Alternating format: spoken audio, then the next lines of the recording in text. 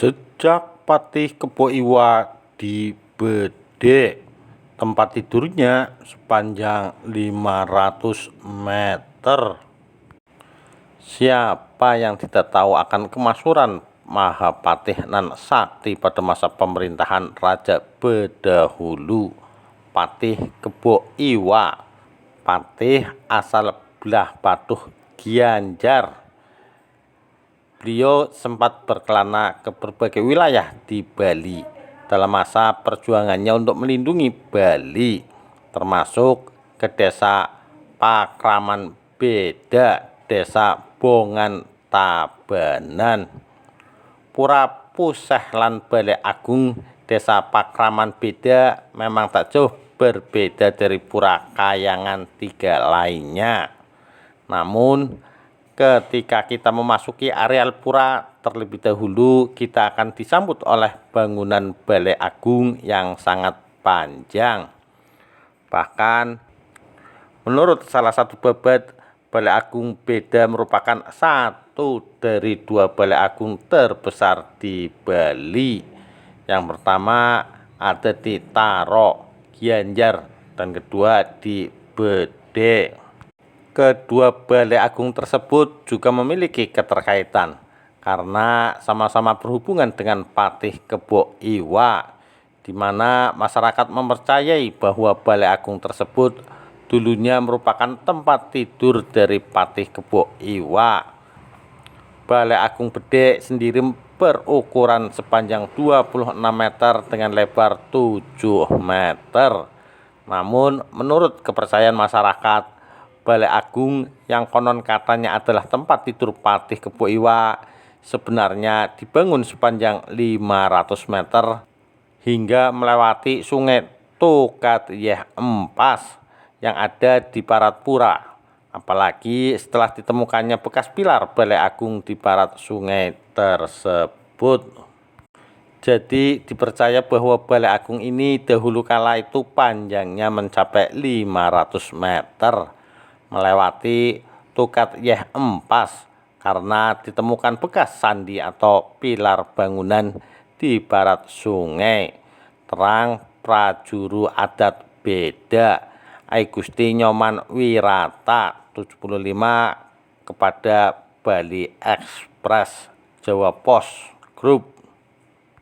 Ditambahkannya, hal tersebut juga tertulis dalam babat Kebo Iwa Purana Bali Dwipa, di mana pada zaman dahulu kala Kebo Iwa yang merupakan anak dari Karang Buncing merupakan seorang patih yang gagah berani dan sakti mandraguna. Pada saat pemerintahan Raja Bedahulu, selain ahli dalam berperang, Patih Kebo Iwa juga dijuluki sebagai undagi ternama selain Empu Kuturan dan pedanda sakti Wawu Rauh. Jika Empu Kuturan dikenal dengan undagi Kayangan 3 dan pedanda sakti Wawu Rauh undagi Padmasana, Patih Kebo Iwa ini adalah undaginya Balai Agung. Lanjutnya, sejak lahir Kebo Iwa memang memiliki fisik yang sedikit berbeda, yakni tubuhnya yang besar dan kekar serta tinggi dan tidak dapat ditembus oleh senjata apapun. Sangat cocok menjadi patih.